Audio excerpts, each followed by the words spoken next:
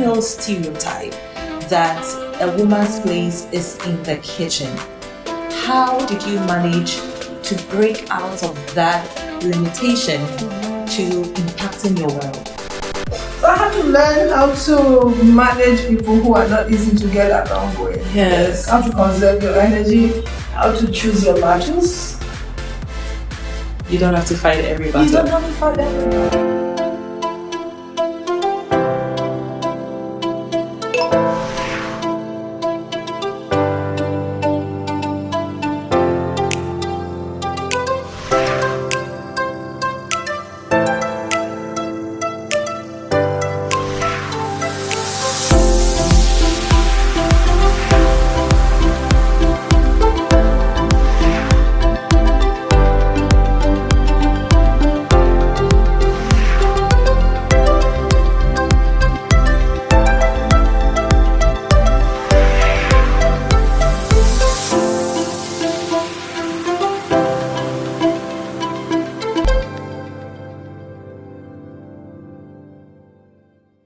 Hi everyone, welcome to today's episode of Let's Talk.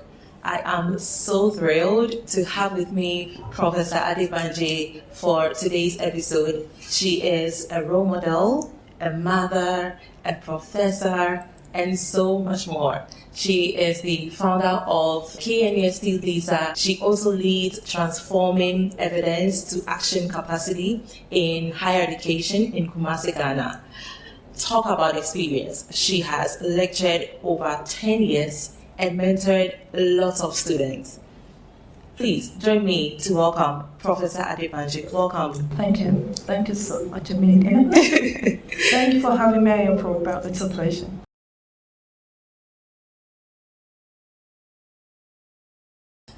You mentioned something profound prior to this interview that I would go back on, which is how the system today is even playing women to not be confident of their body shape and who they are as individuals, and also how we have agreed to this struggle by trying to fit in and doing all sorts of things that I don't even want to mention. Before we can address or even raise more women in STEM today, we would need to spell out the needs of women and young girls in STEM. Would you like to elaborate more on that for us? Some of the pressing needs and challenges of women in STEM. Right. So, can we take women, girls and women in general, then we can talk about women in STEM or girls in STEM? Absolutely. If you look at our contest, we have tried to kind of bring some gender balance. But we've made some progress. Yeah. But there's still quite a lot to be done. We see validation when we accomplish some tasks or when we play some particular roles. It's kind of not as bad as it was in our time, definitely. But you still talk to some girls and you still see that some parents are still playing by the old scripts. We don't have the validation. And we're also told not to self-validate. Wow. That's what I don't talk about yourself. You don't get the validation unless we fit into particular roles. And then we're also told, even in the Bible it says that don't think too highly of yourself. But that's not self-validation. Thinking too highly of yourself is totally different from thinking good of yourself. Yes. So that's how we get programmed. So now throw the girl child on the world and throw the boy child on the world. So you have a girl who is feeling more inadequate despite her gifts, despite her talents.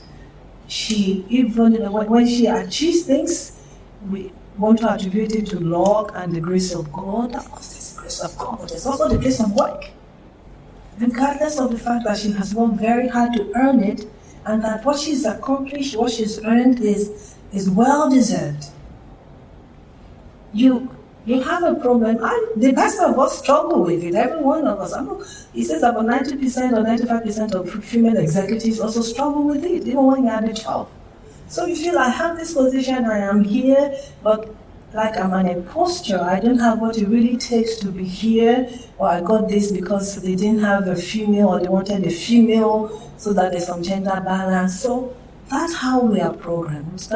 So it takes a lot of work to reprogram yourself. You have to. Otherwise, it's going to stay with us for the rest of our lives. It's not a battle you would win, because the system brings on the stress again. And if I'm told that I'm not a woman until I look a particular way, because when a woman enters a room, take it on no matter how spiritual you are, you want to be concerned about how good you look relative to the other women in the room. Right? Yes. So we're programmed to be more or less competitive amongst ourselves. Yeah. Which really isn't productive. Not at all. Not at all. You will not always drive the nicest car, you won't always have the nicest dress, so get on with your life. There'll be prettier ladies, that's the way the world is. She might be so pretty, fine. It's left to us.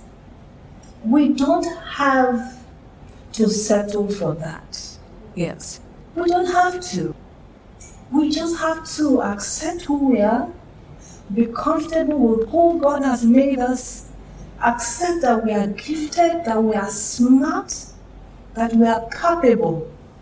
And that's why we're making progress. And we put in the effort. We'll grant the moon. We'll grant the earth.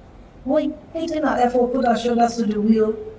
So when we choose to see ourselves for who we truly are, not what the world says we are, then we change the narrative.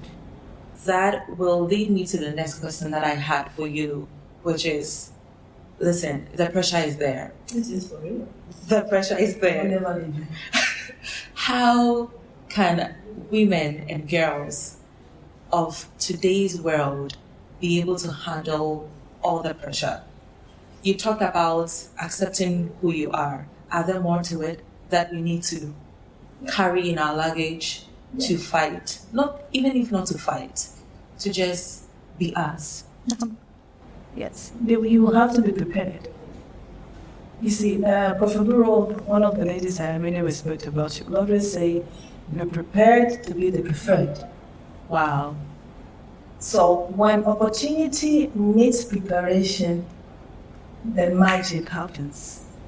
There's no gender in the head. Ooh, yes, there's no gender in the head. And all this is about your brain. It's about your ability to use the capacity, your thinking capacity. So for the girls in STEM, I would say this. STEM is tough. It used to be tough. Still is tough. I think it's still going to be tough, whether you're male or female. So you have to be ready to put your shoulders to it. One. So what are the skills that are required for my field? You need to be informed. You need to seek knowledge. What are the skills that are needed to be who I want to be, who I see myself being? For instance, I wanted academia, but my parents didn't think it was the right thing for me to want academia in those days. I don't want to become a teacher and be a lecturer. So I started in the industry. Had a good mentor, somebody who can open doors for you. Yes, my first conference was my mentor who took me there. Things like that. My first fellowship, he introduced me, called me, this is open, apply for it. So have somebody who's walked the path and who is willing to show you how to avoid the pits. And then you should have a single judgment that will hide. I believe so. I believe so. But please know the skills that are required for where you're going so that you can be one of the best students to make. Always be one of the best. And when you are one of the best, accept you are the best then. Accept it. Wow. Okay. I would like to ask, were there certain moments in your lifetime you felt like, I've had enough? Sure. I want to quit. Sure. And in those moments, let's, expand it to other women and girls out there who feel like throwing in the towel, who feel like I will, just agree and not fight to achieve my dreams and ambitions and just settle. What would you like to tell people like that? First, I would like to say that every person you look at as a success is a bundle of failures that managed to get to a safe destination. Yes. Okay. Mm-hmm. So I would like to say that by the grace of God managed to get to a safe destination, but not because they did mess up along the way or they did struggle along the way. Mm-hmm. We like to appear, we have it all together, right? Yes. So I should be able to accept that I don't have it all together, that there are times I struggle, there are times I feel so disappointed, there are times I feel betrayed, I feel hurt. Sure, there will be times like that. But like David did, I'm sorry, I always have to refer, I'm not sorry anyway, I'm a Christian, so I always have to refer to the Bible because that's my reference point. David encouraged himself in the Lord. Even when his own followers were thinking of stoning him, which means that people who you thought were on your side could even turn against you. Yes. So you have to find a way to go deeper. So when your well runs dry, look for a spring that runs at all times. Wow. Okay? Never, ever throw in the towel. So we need to sustain them and support them. So my joy would be to replace myself, and I'm actively doing that. So to have a whole lot of women or females that are doing better than me because they have better opportunities now, and push ourselves, a formidable team, and move forward together. We can do it. We've come this far. We can do all the men. Yes, we can. I completely agree to it, and I am always optimistic that we can have a lot of women in STEM doing wonderful and amazing things. I think if we have both of the gender cooperatively, given into the STEM fields and inspiring the next generation, our country, continent, and the entire world will be a better place. To round this session up, and it's been wonderful talking with you, Prof. And I have just been trying to absorb all the wells of wisdom you are pouring out through this conversation. What would be your final words of encouragement and advice to the women and girls out there listening to you today? To younger versions of me, right? Yes. You look young though, I must say. Oh, thank you. But you guys have it better. You know that you have fellowships now. We didn't even have the internet. So you wouldn't even have the opportunities there into the internet along and all of that. So to the girls out there, please believe in yourself. God does not make home-use products. When you came brand new. You had a seal of God on you. He doesn't make software that products. So believe in yourself. Believe you can do whatever God has put in your heart to do. Because every one of you has a dream. You have your dreams. So He will not put a dream in your heart if He has not given you the resources to do it. So if He's put a dream in you, He has already provided what you need. Some of them will not manifest immediately until circumstances place a demand on them, and then they will manifest. But you have all it takes.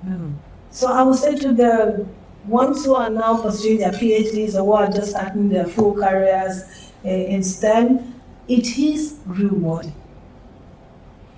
Not rewarding financially, but it is very rewarding to have a dream and to accomplish it. To find your work in life and to do just that. That gives you more satisfaction than money can ever buy. So if you've been placed there for the purpose of improving the lives of other people and encouraging other girls or other ladies to stay there, having done all to stand there for. Okay, so I encourage you, please, stay put. Having done all to stand there for. God needs you there, and we need you there. Wow, it's been an incredible honor having you on this episode of Let's Talk, and for all that you shared and your contribution to supporting young girls and women in STEM out there. We have something for you, something little to say thank you for all you do. On behalf of EKO Global Foundation, I'd like to present you this citation of honor in a grateful recognition for your remarkable contribution to raising up hope for youth in Ghana. We celebrate the gift you are to this generation. Thank you. Thank you so much. Thank you so much. Thank you so much. Oh, this is so lovely. Thank you so much. I appreciate it. Wow. Thank you so much. Thank you, Prof. You're welcome. To our viewers, thank you for staying till the end of this session. I hope you enjoyed and learned a lot from this episode. Until our next episode, let's enjoy science together. Thank you. Thank you so much.